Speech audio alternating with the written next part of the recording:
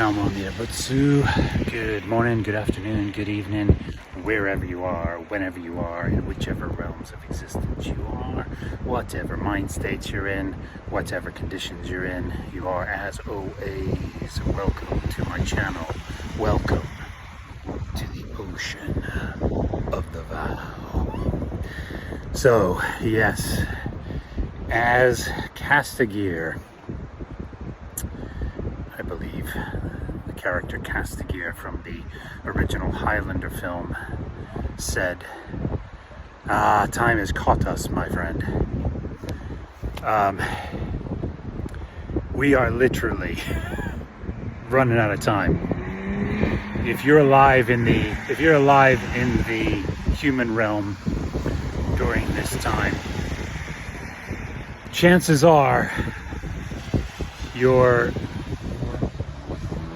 current human rebirth existence is going to be coming to an end in the next couple of years, if not the next several years, and if not the next couple of years, the next several years, with just everything going on in the world right now, including the most current thing today all over the world, payment systems going down, undersea lines being cut to banks in certain parts of the world. I'm sure it's all accidental. I'm sure it's all just accidental, just a one-off. Anyway, so yeah, just we've literally run out of time. So, I mean, it's all part of Mappo, isn't it? The realities that we're living through right now, the last several years especially, it's Mappo. It is Mappo. There's no doubt in my mind that we're at the end, of this declining, we're at the beginning of the end of this declining kalpa that we're in, and we're well into Mappo, the 6th 500-year period into Mappo, no doubt in my mind. And as I've often said, and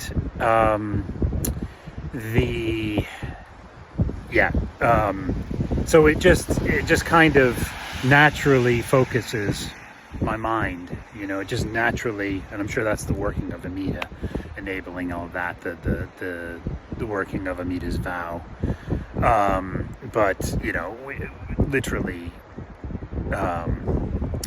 out of time.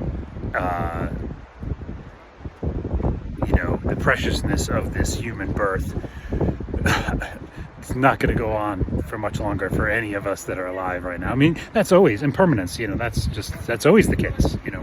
We're always heading for a dying, aren't we? Everything is impermanent. Everything's altering, changing.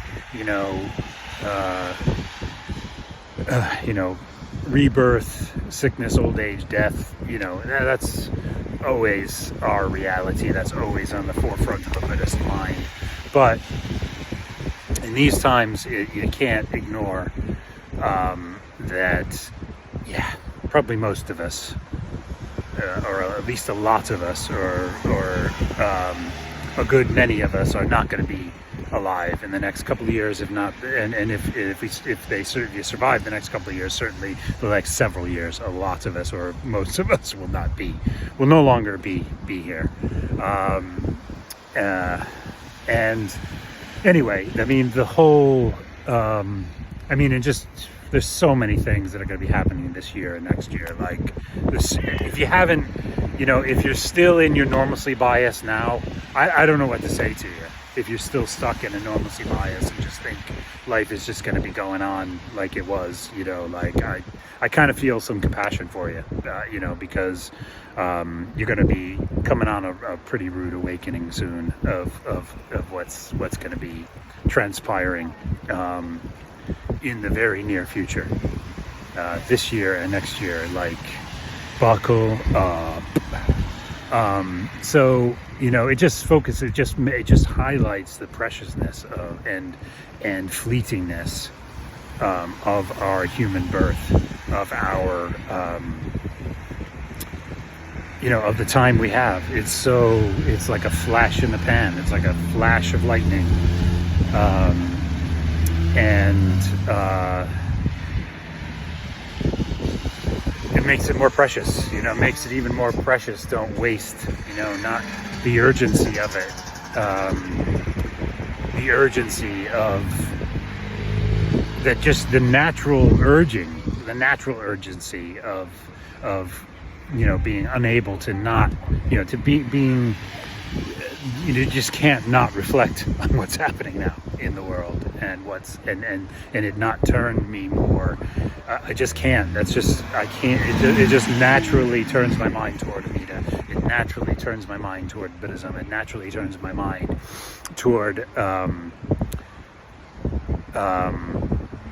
Nemutsu, saying the Nemutsu, hearing the call, listening deeply.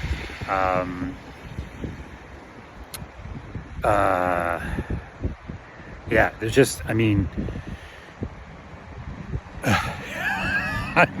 there's just like, we are literally out of time.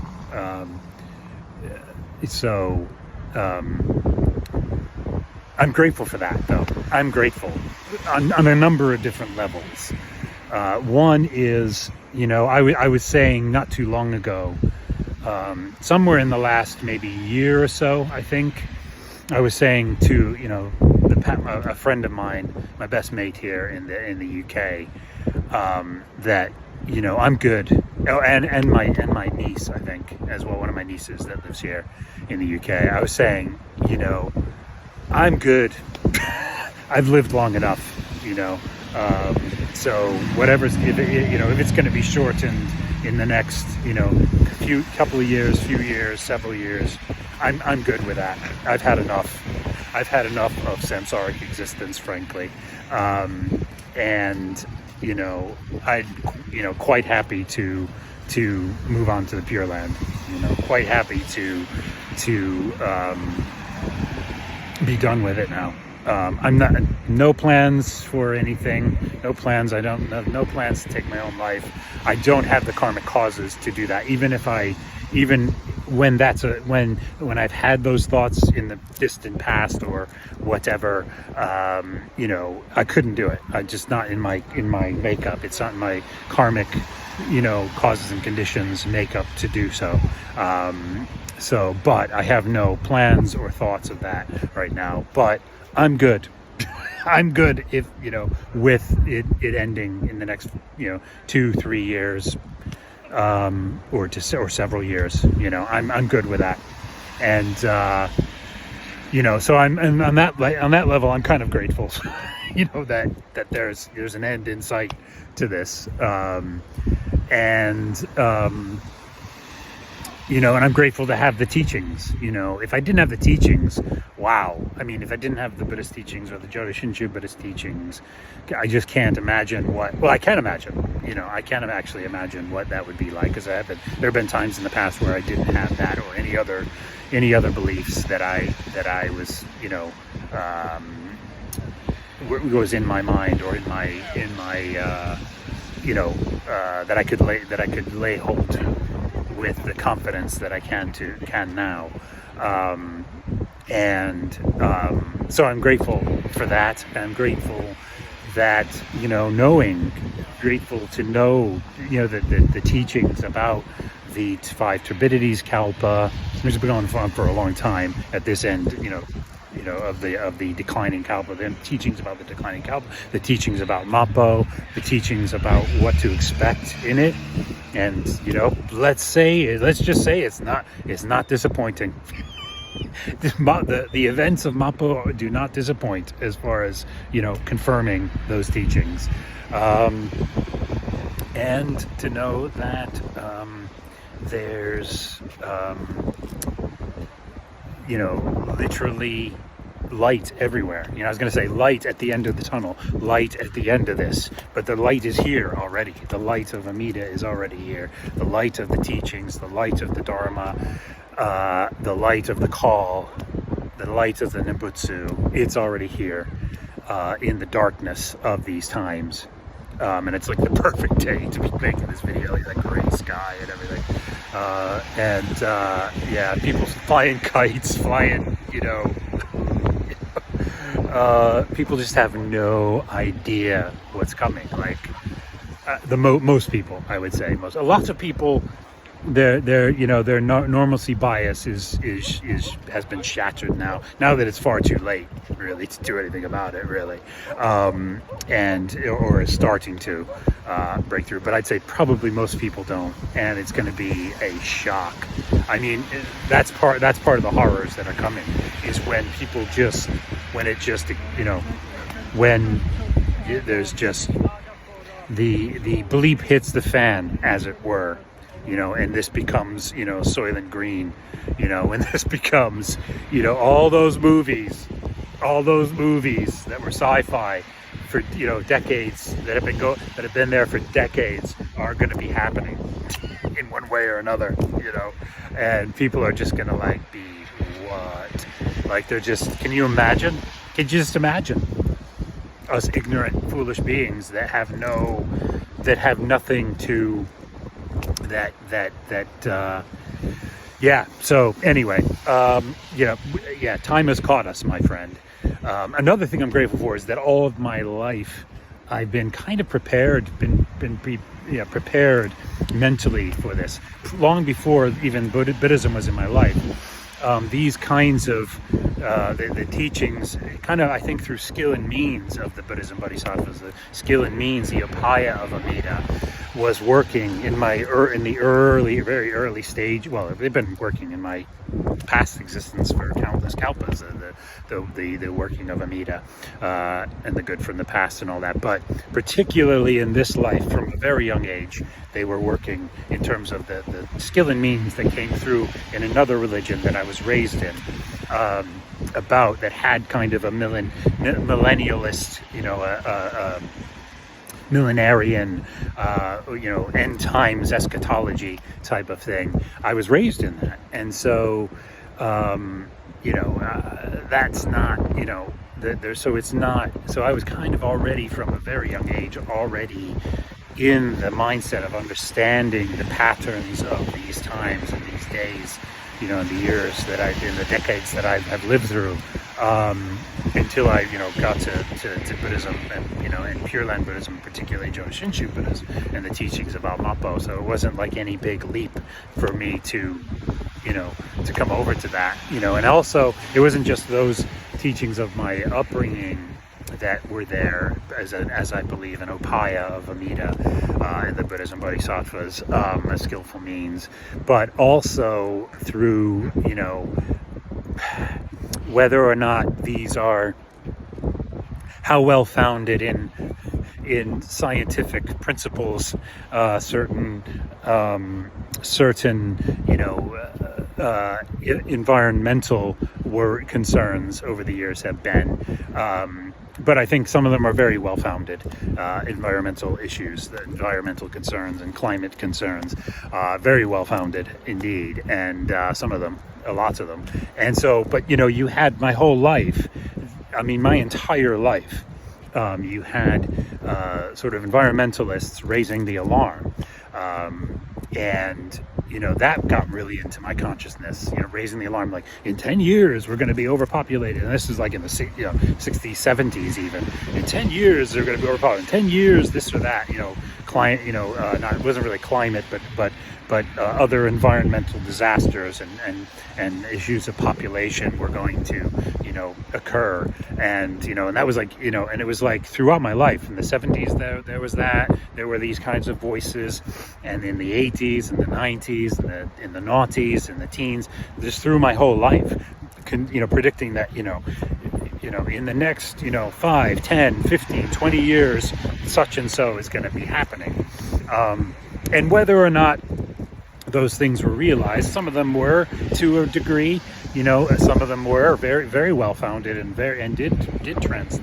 issues did transpire, and you can obviously see them happening throughout these past decades of my life. I can see how the environment has gotten worse, and we've further polluted and wrecked the earth with all kinds of things, and nuclear and nuclear energy, nuclear disasters,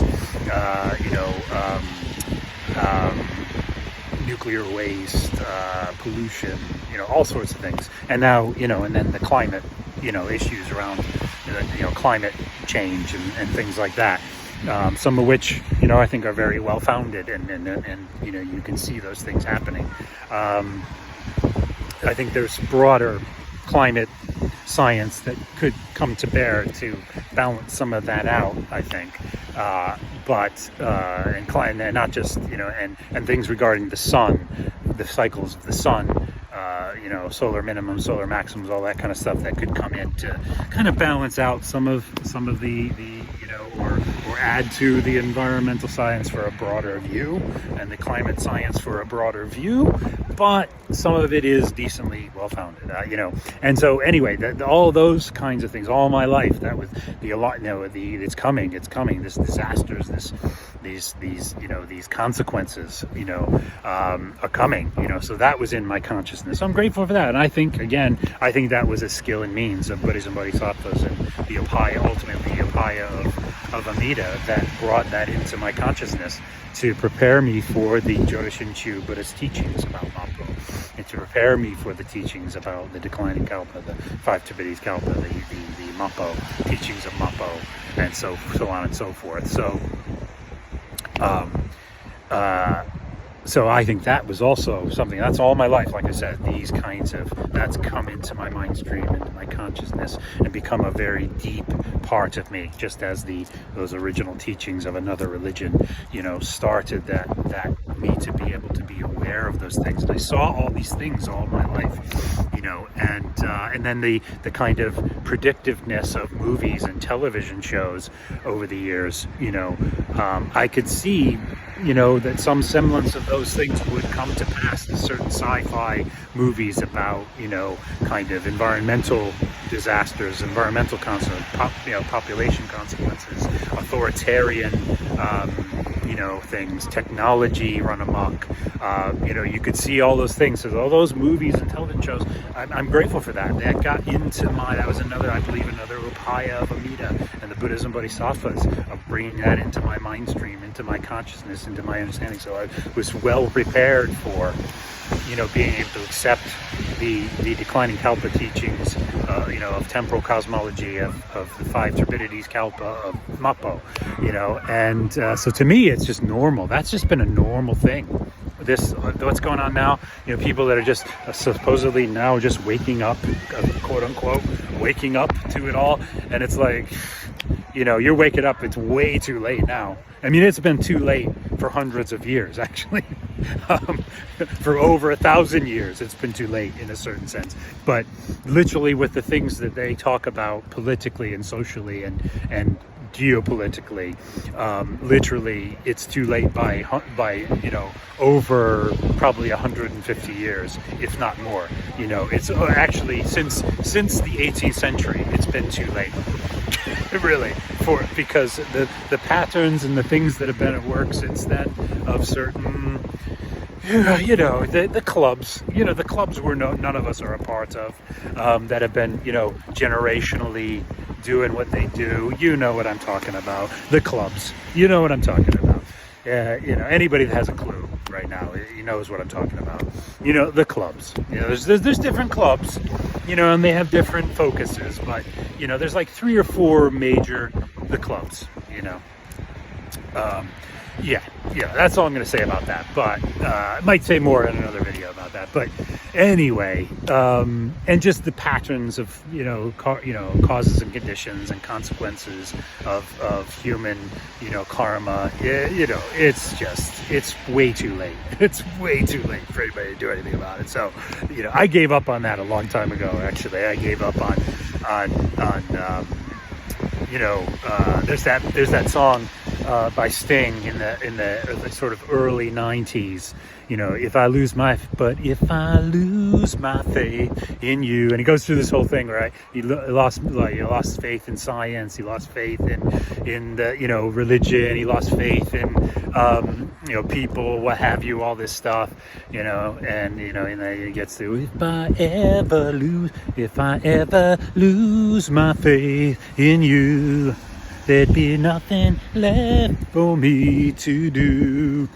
Anyway, So yeah, kind of like that. I relate to Sting in a lot of ways, actually, from his music, and the Police in a lot of ways. It's a lot of the things that they sing about I relate a lot to. Anyway, so I think that's where I'm going to leave it today. So just, we're out of time. Time has caught us, my friend. Namo amida butsu, namo amida butsu, namo amida butsu, namanda butsu.